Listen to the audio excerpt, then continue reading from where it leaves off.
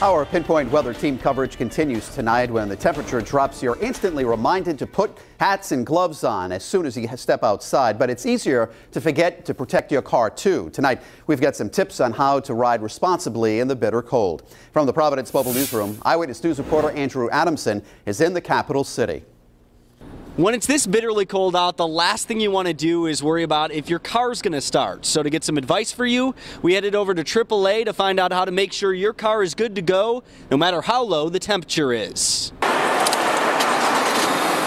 This sound is far from a guarantee for many vehicles on a frigid day. East Providence's Charles Hewitt has seen firsthand what happens when people don't take the elements seriously. Of course, people are so much in a hurry all the time that they just neglect it and they think it's never going to happen to them.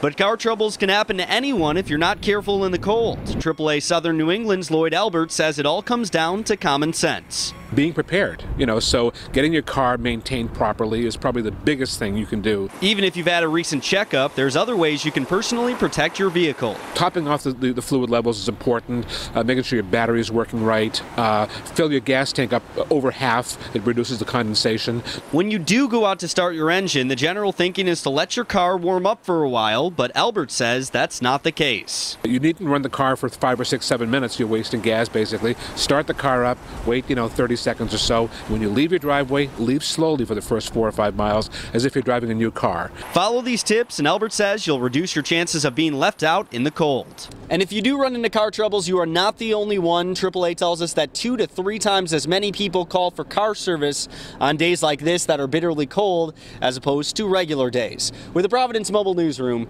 Andrew Adamson, Eyewitness News.